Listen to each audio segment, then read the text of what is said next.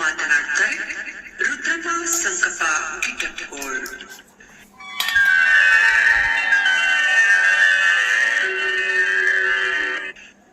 ಕೆಲಸ ನಮ್ಮ ಬದುಕಿನ ಸಾಧನೆಯನ್ನು ತೋರಿದರೆ, ಕುಟುಂಬ ನಮ್ಮ ಜೀವನದ ಪರಿಪೂರ್ಣತೆಯನ್ನು ಸಾರುತ್ತದೆ. ಇಂದಿನ ಆಧುನಿಕ ಜಗತ್ತಿನಲ್ಲಿ ಸ್ಪರ್ಧಾತ್ಮಕ ವೇಗದಲ್ಲಿ ಮನುಷ್ಯರು ಜೀವನವನ್ನು ಸಾಗಿಸುತ್ತಿದ್ದಾರೆ. ಒಂದು ಕಡೆ ವೃತ್ತಿ ಜೀವನ, ಮತ್ತೊಂದು ಕಡೆ ವೈಯಕ್ತಿಕ ಹಾಗೂ ಕುಟುಂಬದ ಜೀವನವೂ ಇದೆ. ಇವುಗಳ ಮಧ್ಯೆ ಸಂಪೂರ್ಣ ಸಮತೋಲನವನ್ನು ಕಾಯ್ದುಕೊಳ್ಳುವುದು ಹೇಗೆ ಎಂಬ ಯಕ್ಷ ಪ್ರಶ್ನೆ ಎಲ್ಲರನ್ನೂ ಕಾಡುತ್ತಿದೆ. ಹಿಂದಿನ ಕಾಲದಲ್ಲಿ ಕುಟುಂಬದ ಜವಾಬ್ದಾರಿಗಳನ್ನು ಮನೆಯಲ್ಲಿ ಯಾರಾದರೊಬ್ಬರು ತೆಗೆದುಕೊಂಡರೆ, ವೃತ್ತಿಪರ ಕೆಲಸಗಳನ್ನು ಕುಟುಂಬದ ಮತ್ತೊಬ್ಬ ಸದಸ್ಯರು ನಿಭಾಯಿಸುತ್ತಿದ್ದರು. ಆಗ ಯಾವುದೇ ರೀತಿ ಸಮಸ್ಯೆ ಬಂದಿರಲಿಲ್ಲ, ಎಲ್ಲವೂ ಚೆನ್ನಾಗಿತ್ತು. ಆದರೆ ಈಗೇನಾಗಿದೆ? ಈಗ ಜಾಗತೀಕರಣ, ನಗರೀಕರಣ, ಡಿಜಿಟಲ್ ತಂತ್ರಜ್ಞಾನ ಬಂದಾಗಿನಿಂದ, ವಿಶೇಷವಾಗಿ ಹೇಳ್ಬೇಕಂದ್ರೆ ವರ್ಕ್ ಫ್ರಮ್ ಹೋಮ್ ಎಂಬ ಕೆಲಸದ ಸಂಸ್ಕೃತಿ ಬಂದ ಮೇಲೆ, ಕೆಲಸ ಮಾಡುವ ಸ್ಥಳಕ್ಕೂ ಮನೆಗೂ ಯಾವುದೇ ರೀತಿಯ ವ್ಯತ್ಯಾಸವೇ ಇಲ್ಲದಂತಾಗಿದೆ. ಅವರಾದರೂ ಏನು ಮಾಡಬಲ್ಲರು? ರಾತ್ರಿ 10ರ ನಂತರವೂ ಕೂಡ ಆಫೀಸ್ ಇಮೇಲ್ಗಳಿಗೆ ಉತ್ತರಿಸುವ ಅನಿವಾರ್ಯತೆ ಬಂದೊದಗಿದೆ.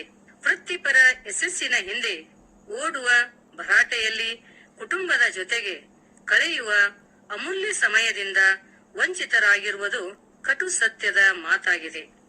ಮನುಷ್ಯನಿಗೆ ಭಾವನಾತ್ಮಕ ನೆಲೆ ಎಂದರೆ ಅದು ಕುಟುಂಬ. ವೃತ್ತಿ ಜೀವನವು ಆರ್ಥಿಕ ಭದ್ರತೆಯ ಹಾಗೂ ಆತ್ಮವಿಶ್ವಾಸದ ಮೂಲವಾಗಿದೆ. ಇವೆರಡರಲ್ಲಿ ಒಂದಕ್ಕೆ ಹೆಚ್ಚು ಪ್ರಾಧಾನ್ಯತೆ ನೀಡಿ ಮತ್ತೊಂದನ್ನು ಕಡೆಗಣಿಸಿದರೆ ಹೇಗೆ?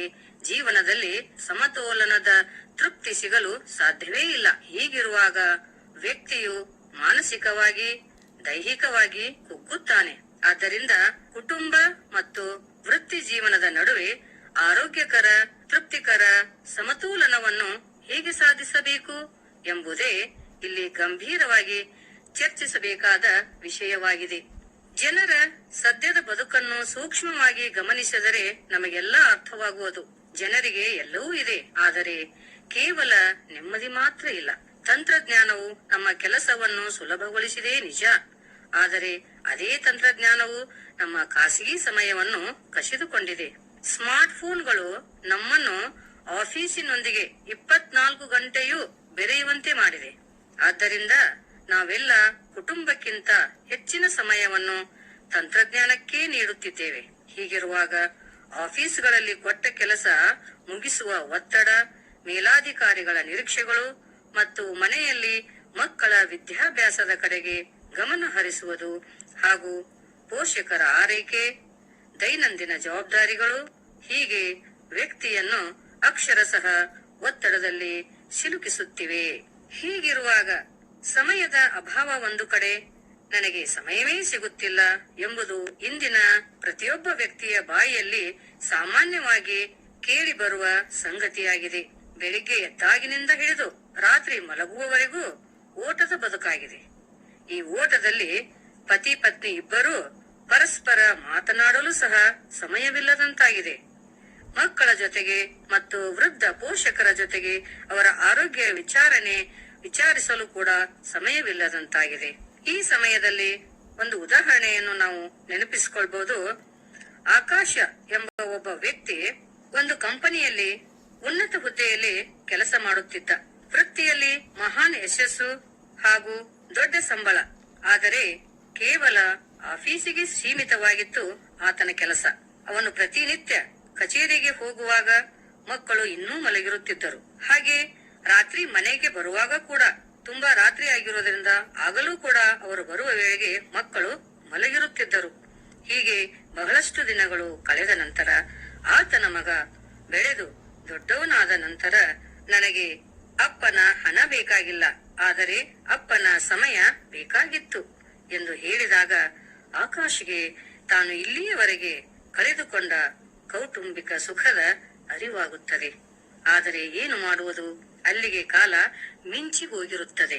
ಮಿಂಚಿ ಹೋದ ಮಾತಿಗೆ ಚಿಂತಿಸಿ ಫಲವೇನು?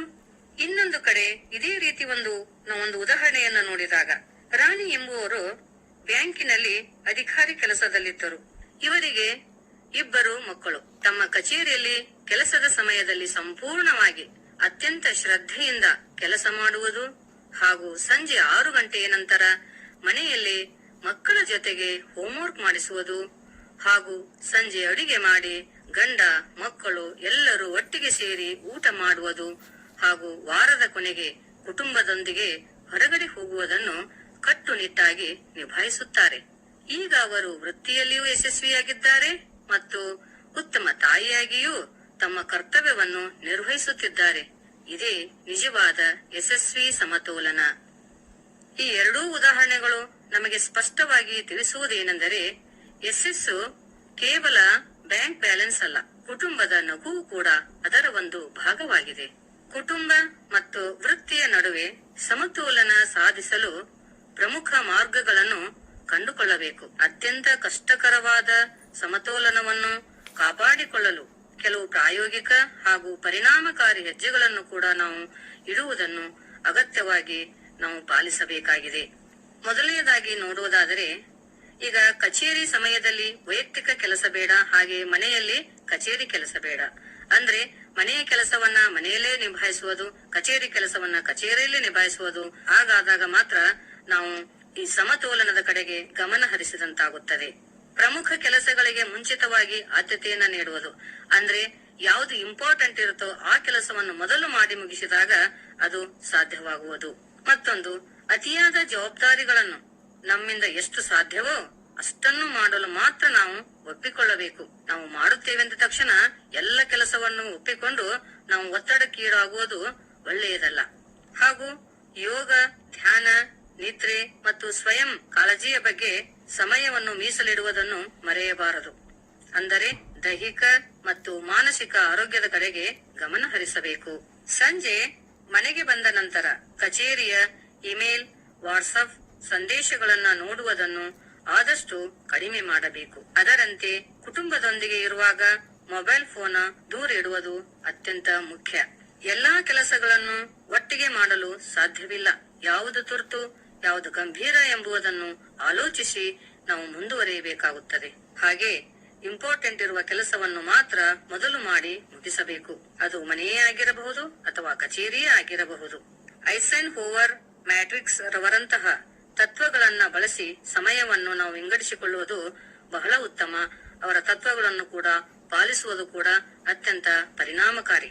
ಪರಸ್ಪರ ಸಹಕಾರ, mutual understanding is very important in our life, ಅಥವಾ mutual support is very important in our life. ದಂಪತಿಗಳಿಬ್ಬರು ಉದ್ಯೋಗದಲ್ಲಿರುವಾಗ ಮನೆಯ ಕೆಲಸಗಳು ಮತ್ತು ಮಕ್ಕಳ ಜವಾಬ್ದಾರಿಗಳನ್ನು ಸಮಾನವಾಗಿ ಹಂಚಿಕೊಳ್ಳಬೇಕು. ಇದು ಹೆಣ್ಣಿನ ಕೆಲಸ, ಇದು ಗಂಡಿನ ಕೆಲಸ ಎಂಬ ಅವಹೇಳನಕಾರಿ ಮನಸ್ಥಿತಿಯಿಂದ ಹೊರಬಂದು ಪರಸ್ಪರ ಸಹಕರಿಸಿದರೆ ಮಾತ್ರ ಸಮತೋಲನ ಸಾಧ್ಯ. ಕುಟುಂಬ ಮತ್ತು ವೃತ್ತಿ ಜೀವನದ ನಡುವೆ ಸಮತೋಲನ ತಪ್ಪಿದಾಗ ವ್ಯಕ್ತಿಯ ಜೀವನದಲ್ಲಿ ಏನೆಲ್ಲ ದುಷ್ಪರಿಣಾಮಗಳು ಉಂಟಾಗುತ್ತವೆ ಎಂಬುದನ್ನು ನಾವೀಗ ನೋಡೋಣ. ಮಾನಸಿಕ ಹಿಂಸೆ, ಆತಂಕ, ನಿರಂತರ ಕೆಲಸದ ಒತ್ತಡದಿಂದಾಗಿ ವ್ಯಕ್ತಿಯು ಮಾನಸಿಕವಾಗಿ ಬಳಲುತ್ತಾನೆ. ಇವೆಲ್ಲ ಖಿನ್ನತೆ, ನಿದ್ರಾಹೀನತೆ ಮತ್ತು ತಲೆನೋವಿನಂತಹ ದೈಹಿಕ ಕಾಯಿಲೆಗಳಿಗೂ ಕೂಡ ದಾರಿ ಮಾಡಿಕೊಡುತ್ತದೆ. ಕೌಟುಂಬಿಕ ಸಂಬಂಧಗಳಲ್ಲಿ ಬಿರುಕು ಮೂಡುವ ಸಾಧ್ಯತೆ ಕೂಡ ಉಂಟಾಗುತ್ತದೆ. ಅದರಿಂದ ಪತಿ ಪತ್ನಿಯರ ಪರಸ್ಪರ ಅನೋನ್ಯತೆ ಕೊರತೆಯಿಂದ ಅದೆಷ್ಟೋ ವಿಚ್ಛೇದನದಂತಹ ದುರ್ಘಟನೆಗಳಿಗೆ ಕಾರಣವಾಗುತ್ತದೆ. ಮಕ್ಕಳು ಮತ್ತು ಪೋಷಕರು ಪ್ರೀತಿಯಿಂದ ವಂಚಿತರಾಗಿ ದಾರಿ ತಪ್ಪುವ ಸಂಭವವಿರುತ್ತದೆ. ಒಮ್ಮೊಮ್ಮೆ ಎಷ್ಟೇ ಕೆಲಸ ಮಾಡಿದರೂ ಕೂಡ ಮಾನಸಿಕ ಆಯಾಸದಿಂದಾಗಿ ಕಚೇರಿಯಲ್ಲಿಯೂ ಕೂಡ ನಿರೀಕ್ಷಿತ ಫಲಿತಾಂಶ ನೀಡಲು ಸಾಧ್ಯವಾಗುವುದಿಲ್ಲ. ಬದುಕು ಎನ್ನುವುದು ಒಂದು ಸೈಕಲ್ ಇದ್ದಂತೆ. ನಾವು ಸಮತೋಲನ ತಪ್ಪಿದರೆ ಬಿದ್ದು ಹೋಗುತ್ತೇವೆ. ವೃತ್ತಿ ಜೀವನವೂ ಅಷ್ಟೇ. ನಮ್ಮ ಬದುಕಿಗೆ ಬೇಕಾದ ಆರ್ಥಿಕ ಸಫಲತೆಯನ್ನು ನೀಡಿದರೆ ಕುಟುಂಬ ಜೀವನವು ಆ ಬದುಕಿಗೆ ಅರ್ಥ ಮತ್ತು ನೆಮ್ಮದಿ, ಸಂತೋಷವನ್ನು ನೀಡುತ್ತದೆ. ಇವೆರಡರಲ್ಲಿ ಯಾವುದನ್ನು ಕಡೆಗಣಿಸಲು ಸಾಧ್ಯವಿಲ್ಲ. ಯಾವುದೇ ಒಬ್ಬ ವ್ಯಕ್ತಿ ಸತ್ತ ಮೇಲೆ ತನ್ನ ಸಮಾಧಿಯ ಮೇಲೆ ನಾನು ನನ್ನ ಕಚೇರಿಯಲ್ಲಿ ಹೆಚ್ಚು ಗಂಟೆಗಳ ಕಾಲ ಕೆಲಸ ಮಾಡಿದ್ದೇನೆ ಎಂದು ಬರೆಸಿಕೊಳ್ಳಲು ಇಷ್ಟಪಡುವುದಿಲ್ಲ. ಅದರ ಬದಲಾಗಿ ನಾನು ಒಬ್ಬ ಒಳ್ಳೆಯ ಮನುಷ್ಯನಾಗಿದ್ದೆ, ಕುಟುಂಬವನ್ನು ಪ್ರೀತಿಸುತ್ತಿದ್ದೆ ಮತ್ತು ಸಮಾಜಕ್ಕೆ ಒಳ್ಳೆಯದನ್ನೇ ಮಾಡಿದ್ದೆ ಎಂಬುದೇ ಮನುಷ್ಯನ ಅಂತಿಮ ಅಪೇಕ್ಷೆಯಾಗಿರುತ್ತದೆ. ಆದ್ದರಿಂದ ವೃತ್ತಿಯ ಬೆನ್ನೇರಿ ಓಡುವ ಜೊತೆ ನಮ್ಮವರೊಂದಿಗೆ ನಕ್ಕು ನಲಿದು ಹೊಟ್ಟೆಗೆ ಬಟ್ಟೆಗೆ ಎಲ್ಲ ರೀತಿಯಿಂದಲೂ ಸರಿ ಸಮಾನವಾಗಿ ನೋಡಿಕೊಂಡು ಪ್ರೀತಿಯಿಂದ ಊಟ ಮಾಡಲು ಮತ್ತು ಪ್ರೀತಿಯನ್ನು ಹಂಚಿಕೊಳ್ಳಲು ಸ್ವಲ್ಪ ಸಮಯವನ್ನು ಮೀಸಲಿಡೋಣ. ಪರಿಪೂರ್ಣ ಸಮತೋಲನವೇ ಸುಂದರ ಮತ್ತು ನೆಮ್ಮದಿಯ ಜೀವನದ ರಹಸ್ಯವಾಗಿದೆ. ಮನಸ್ಸಿದ್ದರೆ ಮಾರ್ಗ, ಗುರಿ ಇದ್ದರೆ ಜೀವನ, ಛಲವಿದ್ದರೆ ಸಾಧನೆ.